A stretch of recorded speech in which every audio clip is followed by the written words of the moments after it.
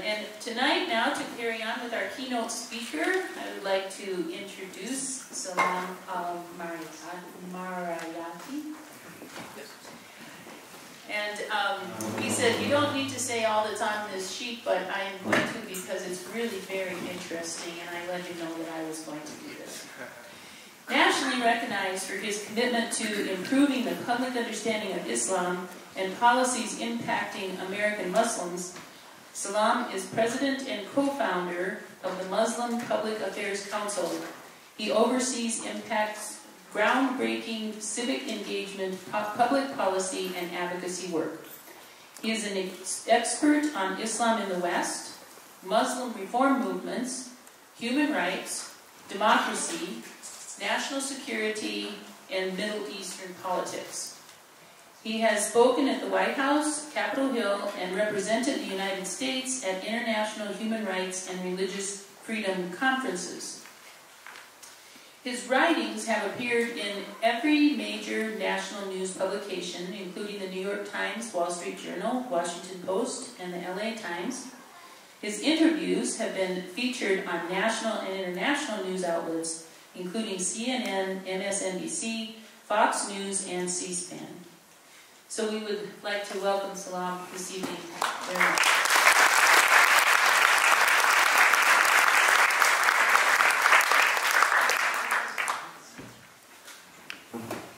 Thank you very much. Bismillah ar-Rahman ar-Rahim. In the name of God, most gracious, most merciful. Thank you for that very kind and generous introduction, and to be hosted by such a wonderful church, and to be among all of you here, the Mosaic Foundation. Thank you, Ismail, for inviting me to give some points on the issues that are challenging American Muslims today. And let me start with a story of a person. Her name is Diane Mott. And Diane is suffering from ovarian cancer, and her days left on this world are limited.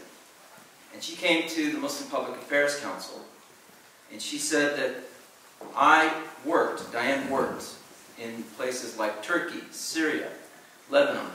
Diane was a Fulbright scholar, and she is an art historian, an expert, and she worked in those countries. And she said that the Muslims there treated her so well, and it really hurts her to see how Muslims are mistreated in America today. So she wants to pay back for the good things that Muslims did for her when she lived in those countries. And this emphasizes the point, and as our pastor mentioned, the issue is about friendship and wisdom. Friendship and wisdom is not necessarily promoted by governments. Friendship and wisdom is promoted by people. Government-to-government diplomacy has its limitations, and it definitely has its failures. It has impacted negatively in skewing understanding. It promotes more misunderstanding, especially when governments exploit religion. People-to-people dialogue, grassroots diplomacy, develops mutual understanding. And that is where I see the challenge for all of us, not just American Muslims, but for all Americans, to create these forums at the grassroots level to force our government and to force governments overseas to abide by the principles of our Constitution and our values. That is our theory of change. And in changing the situation, we have to return to the classical definitions of what we stand for. For example, what do we mean by Islam? Is Islam represented by Muslim tribes, or is it represented by the values of the Quran and the authenticated traditions of the Prophet Muhammad, peace and blessings be upon him? If it's about tribes, you have the Arab tribe and the Pakistani tribe and the Turkish tribe. Then we are missing the point on what Islam really means, and it is supposed to be submission to God, not submission to the king or the president or any dictator for that matter. And what do we mean by secularism? Do we mean that secularism is neutral on religion, or it is out to exclude religion from any expressions in public life? I believe the American definition of secularism is really allowing religion to flourish in our country. It is neutral on religion.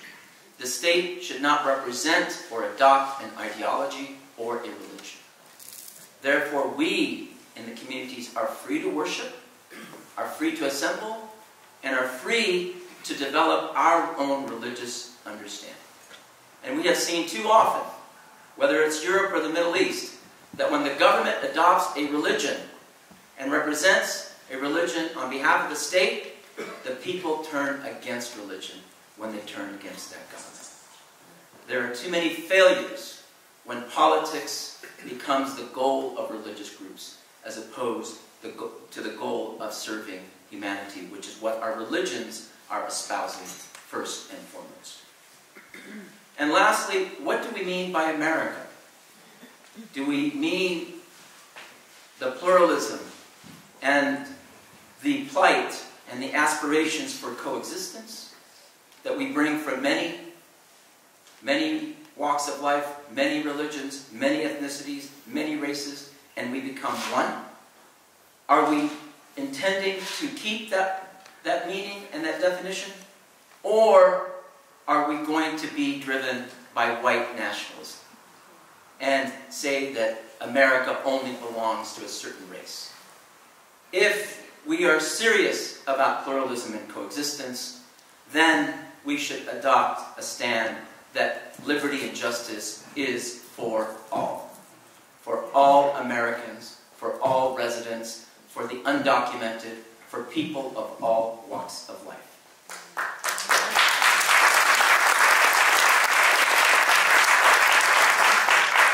And we Americans, and we in the West have a problem. And it has to do with this line of Islam versus the West.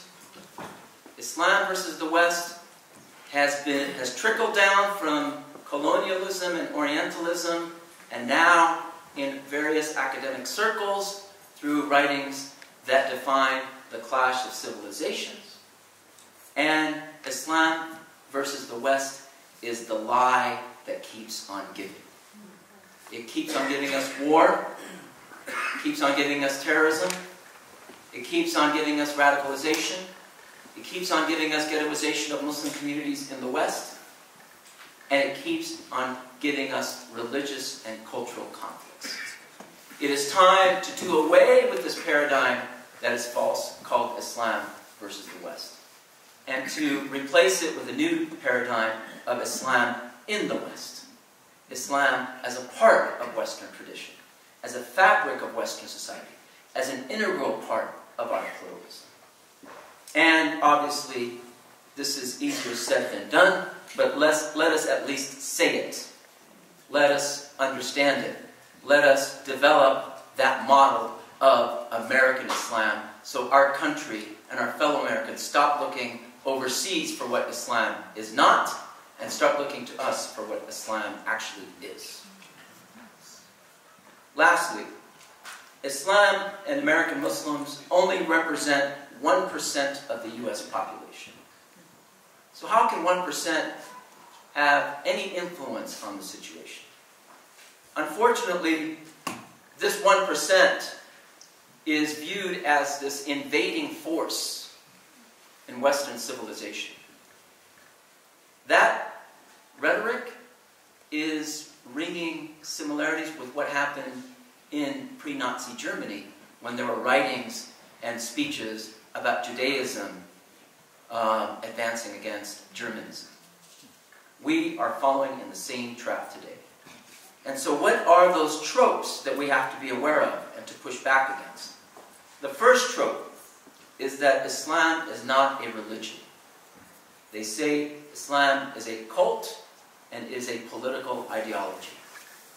We say, it says in the Quran, God is one. We believe in God. we worship the one God. Allah is simply the Arabic word for God. A Christian who happens to speak Arabic, when he refers to God, he will say Allah. A Jew who speaks Arabic and refers to God will say Allah. Anyone who is speaking Arabic will say Allah, like anyone who is speaking English will say God. And anyone who is speaking Spanish will say Dios. Allah comes from the same root as Elohim, Jehovah. It just means the one God.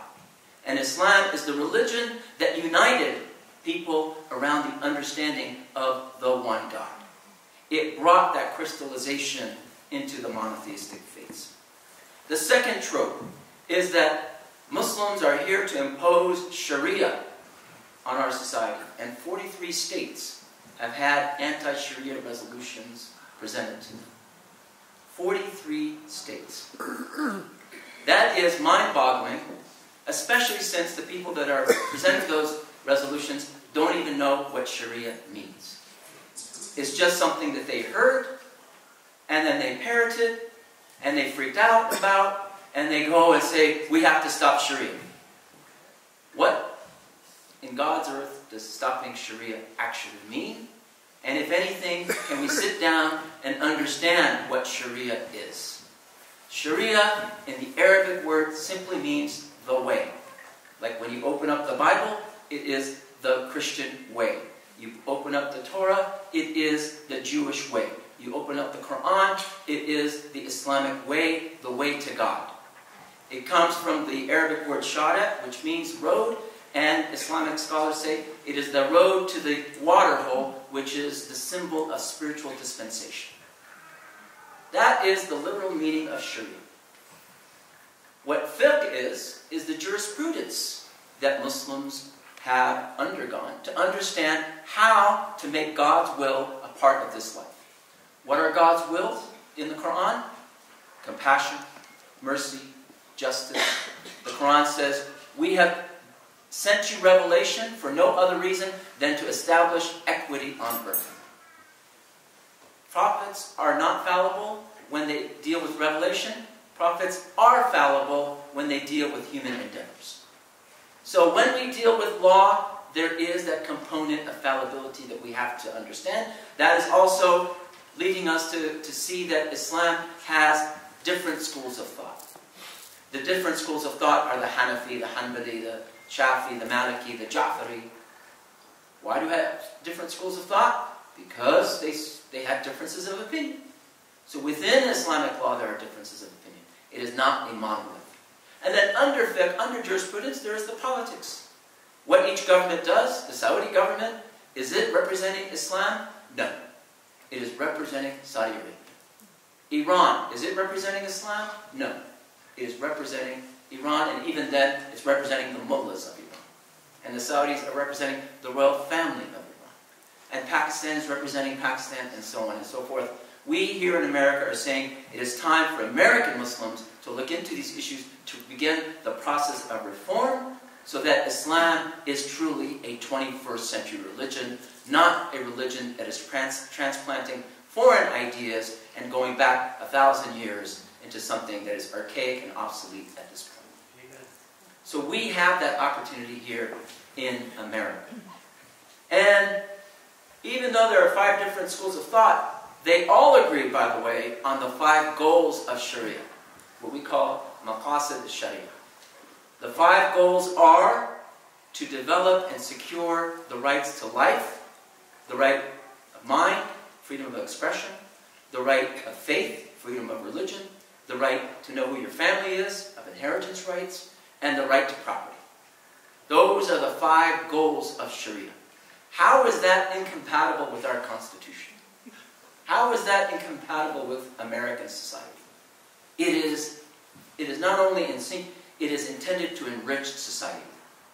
And what is actually happening is the scare tactics that Muslims are coming, and therefore don't pay attention to them, because we don't need to review the policies that we're going for. And right at the time when we were going to war in Iraq, there were people in our government that were saying, we'll select the moderates in the Muslim community, and those moderates have to fulfill the litmus test of supporting the war. That is government playing politics with religion and skewing any understanding of religion and exploiting people's fears to really do a lot more damage towards religion and towards society. The third, and then let me end this point by giving you another Quranic verse about Sharia. It is actually talking about the plurality of Sharia. It says, to each of you, لِكُلٍّ جَعَلْنَا مِنْكُمْ شِرْعَةً وَمِنْهَاجًا. To each of you, we have made a different law and a different way. And if God wanted, He would have made you one community, but He will test you with the different revelations that He's given to each of you. Then, therefore, compete with one another for doing good work. God will then bring you back together in the afterlife, and He will explain what all these differences were about. So God is telling Muslims, don't worry about the theological differences. If you want to prove that your religion is better, do it by doing good work. That's how you prove how religion is good, how it benefits society, how it's good for people. Not imposing it on people. The Quran says, let there be no compulsion in matters of faith. Surah 2, verse 256. So, these are the Quranic understandings of what our religion is supposed to be. It is the essence and ethics of Islam, not the dogma or ideologies that you hear from political groups. Whether it's political groups over there trying to impose religion on people, or political groups here trying to scare people away from religion. The last trope is that, for some reason, Muslims are the only ones that have a problem with extremism. Muslims are the ones that have to condemn terrorism when one person commits an act of violence. The whole 1.5 billion members of that faith have to condemn terror. To this day, I go to certain places and they go, why didn't Muslims condemn 9/11? I said, we were actually going to a White House meeting on 9/11, Muslim organizations, and we were all there and we condemned it. The fact that you didn't hear it, or that you're deaf to what we're saying, that's another problem. So this is a trope that Muslims are not condemning terrorism. They're the ones with the extremism problem. They're too afraid to talk about their extremists. No, we talk about extremism because the Prophet said, avoid extremism. Don't go too far to the left or too far to the right. And the Quran tells us, you have been made to be a community of the middle way. So, we can talk about extremism. And of course, there is extremism when we deal with white nationalism. That's extremism. But we don't see people saying, where is the condemnation of that? We don't even see people saying, where is the counterterrorism policy on that? And we have Benjamin Netanyahu, who won the election in Israel, and many of our American Jewish colleagues are in consternation over that because of his ties with extremism and his extremist ideology to annex the West Bank now. And President Trump is his partner in that, unfortunately. So there is an extremism problem. In fact, I was visited by the FBI after 9/11, not for surveillance, not for questioning, but for letting me know that my office was the target of a bomb plot by the Jewish Defense League. And two members of the Jewish Defense League were going to bomb our office and the office of King Fahd Mosque, the mosque in Culver City, and the office of Congressman Darrell Beasley. The FBI caught those two people, thank God, and they were prosecuted and convicted, and they actually both were killed in prison afterwards. So there is an extremism problem. Let us get away from the double standards of extremism. And Islam says that paradise is not promised to Muslims. Paradise, the Quran says, is promised to the Jews who follow the Torah and the Christians who follow the gospel. Anyone who believes God and the last day, their reward will be given to them by their Creator, and they will not grieve.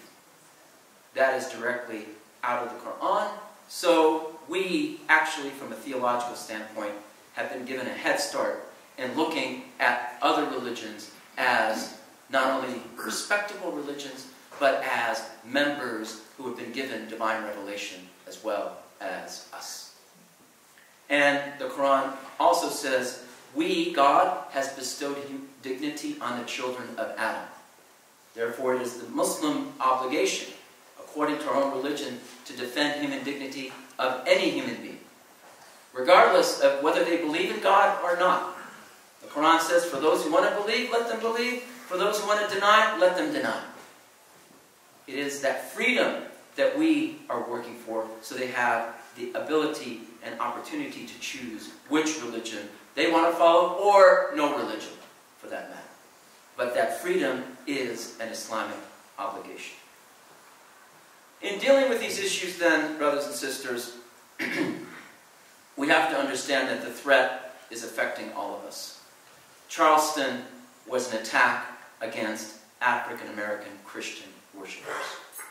Oak Creek was an attack against the Sikh community. Pittsburgh was an attack against the Jewish community. Quebec and New Zealand was an attack against the Muslim community. So we are in this struggle together. We are inseparable in terms of that plight for pluralism and coexistence in America. And so where the Muslims can make that contribution is being shoulder to shoulder with all of you, and that is why the Abrahamic Initiative and the Mosaic Forum is so important to do this work together. We cannot do this alone. And we cannot win a cultural war through litigation. As Connie Rice, one of our esteemed advisors, who happens to be the cousin of Condoleezza Rice, but doesn't share her politics, she says, we are to establish a mutual defense society of our Abrahamic faiths. We have a covenant to protect one another, as our covenant with God is to do exactly that, to protect one another. American Muslims are actually a microcosm of America because we represent practically every race, every ethnicity, every walk of life. And it is also a microcosm of the Muslim world. The Muslim world gathers together in two places where you find every ethnicity and every race. In Mecca, when we make Hajj, and here in America. In other Muslim countries, you do not find that kind of diversity. So we have an opportunity to fight for the soul of America, to build bridges of understanding, to push back against xenophobia, and to allow Muslims their right of self-determination and the self-narrative.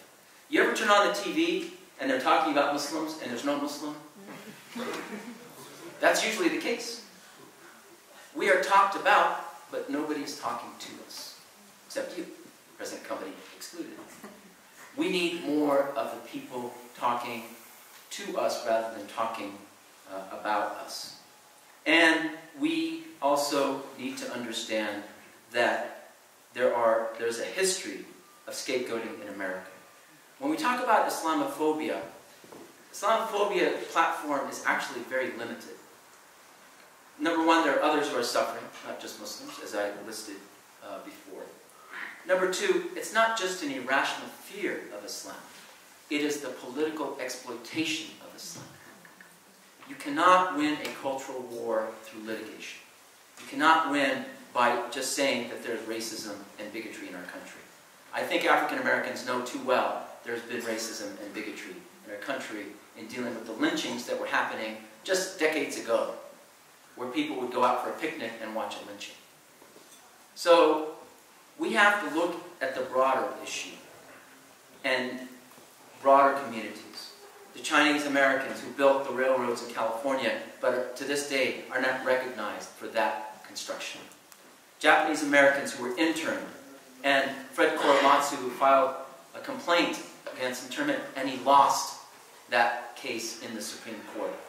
The lessons of Japanese American internment are they were an isolated group, there was racism and bigotry that was unchecked through yellow journalism in our society, and a catastrophic event led to Japanese American internment. We have to learn that the only thing that we can change is to defy that isolation that is trying to be imposed on us by others. And we have opportunity here in America. We understand the political challenges facing us, but we also understand the opportunity. Muslims in America are more free to worship the way they see fit than they are in any Muslim country. I cannot practice the way I want to practice in Saudi Arabia or in Iran. I will be considered a dissident, and we know what happens to dissidents, especially in Saudi Arabia today. They are butchered. Villages get bulldozed. And so, here in America, I have that opportunity to be free. There was a movie called St. Judy. It's about a lawyer who helps asylum seekers. And her name was Judy. And she helped an Afghan woman named Asifa. Asifa was a teacher in an Afghan village. And when she tried to teach the girls there, they beat her up and raped her. And so she came seeking asylum in the United States, but she could not find a law that represented her because women are not part of a protected class under asylum law, or at least at that time it wasn't. And her lawyer, Judy, was able to change that. But Asifa said something that is very important for us to understand today. Because she was also chastised and harassed here in America because she was Afghan. She said, they took my brain over there in Afghanistan, and they ripped my heart here in the United States. However, in America, I can fight back. And that's what we have to do today. We have to fight back with our words. We have to fight back with our togetherness. We have to fight back with intelligence. We have to fight back with the light that will expose the darkness and the dark soul of those people who continue to promote xenophobia.